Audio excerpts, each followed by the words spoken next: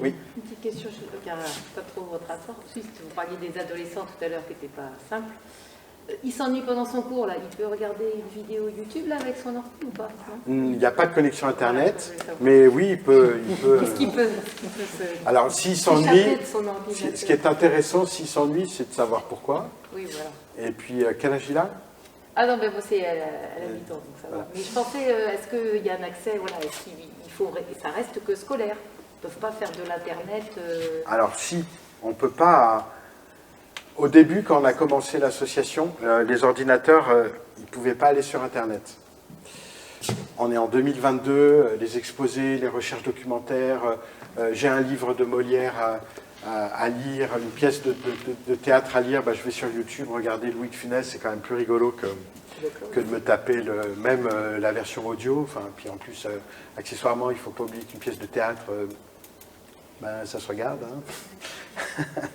Donc oui, c'est un outil extraordinaire, Internet, pour nos enfants. Parce que dans l'idée d'aller récupérer des informations à droite et à gauche, notamment des tutos, moi je me souviens encore avec ma petite dernière, là, à un moment en CM2, elle avait les divisions euclidiennes à faire, elle me dit « Oh papa, je ne comprends pas, tu peux m'expliquer ?»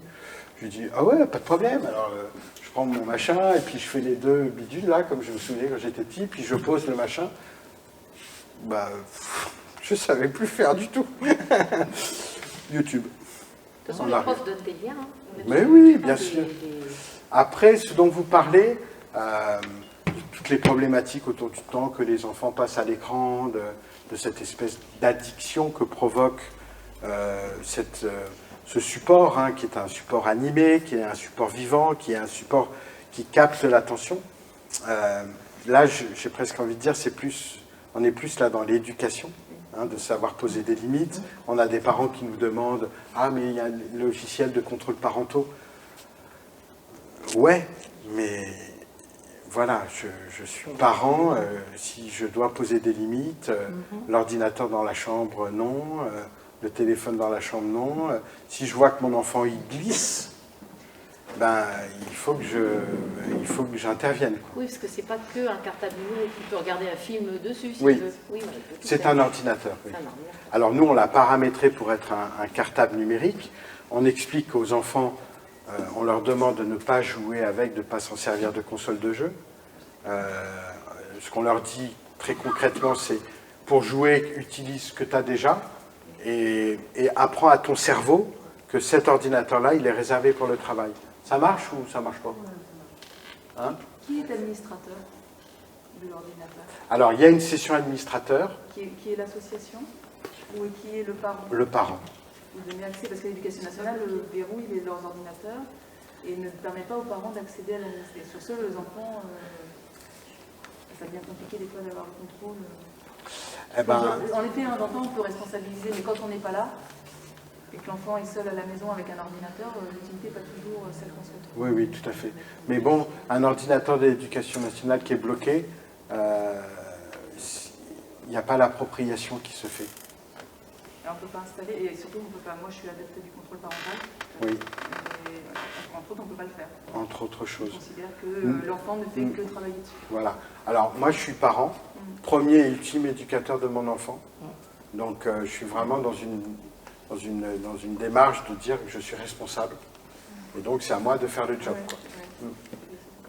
C'est pas... Tous les systèmes, de toute façon, sont contournables en informatique. Donc... C'est comme un cahier.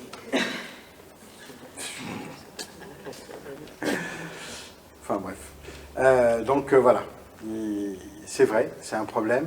Après, ce que je dis aussi par rapport au temps que passe l'enfant, notamment à jouer, ou cette espèce d'addiction qui le rend presque, voilà, parfois un peu fou, c'est de dire que, d'abord, le jeu, pour parler du jeu, c'est quelque chose qu'il faut bien comprendre comme étant extraordinairement juste.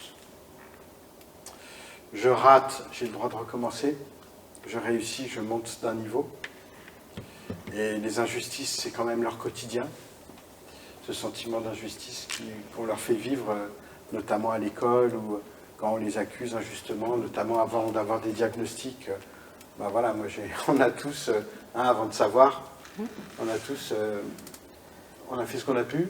Mais on a quand même un peu merdé quand même. Hein. Donc voilà, il y a des choses dont on n'est pas très fiers quand on est parent avant d'avoir l'information. Donc ce sentiment d'injustice, il est vraiment inhérent à tous ces enfants-là. Et en face de ça, il y a un jeu qui est juste. Et puis, dans les relations humaines, quand un enfant joue par exemple en réseau, il est en relation avec d'autres personnes, d'autres joueurs, toujours des gens de son équipe, et toujours des gens solidaires. Et là aussi, ça interroge sur la proposition qu'en tant que parent, je fais à mon enfant dans la vraie vie. Pourquoi est-ce que l'ordinateur est avant tout... Enfin, c'est pas que de l'addiction, c'est aussi un refuge. C'est aussi un moment où il peut souffler, parce que la vie qu'il vit est quand même pas facile. Donc, voilà, on peut interdire, on peut punir, on peut priver son enfant d'écran, mais il faut essayer aussi de s'interroger, d'avoir l'humilité de se dire, s'il y passe autant de temps, c'est parce que la vie que je lui propose, elle ne casse pas des briques non plus, quoi.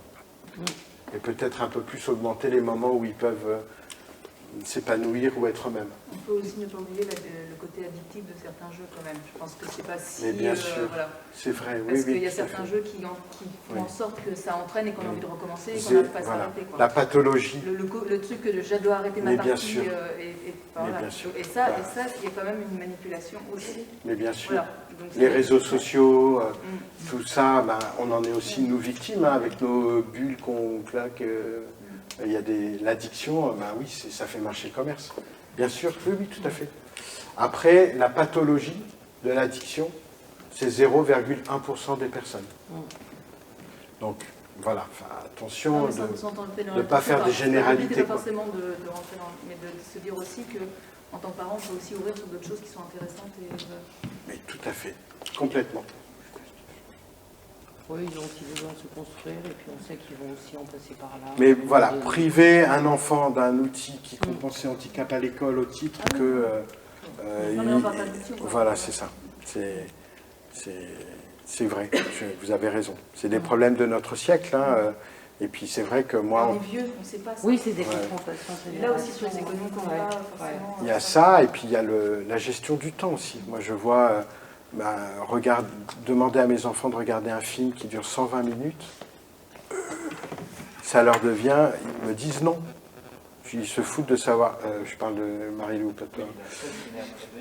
Celle qui est née après 2000, oui. Mais elle est habituée au format 20 minutes, elle regarde ses mangas, ou même quand je parle d'une série que j'aime bien, il regarde, il y a 10 saisons. Il commence même pas, quoi. Ça décourage d'avance. L'appréhension du temps et des choses courtes, c'est quelque chose, c'est aussi un phénomène de société. Hein. Mathieu, quand il faisait des études de cinéma, il m'avait dit un truc qui m'avait frappé.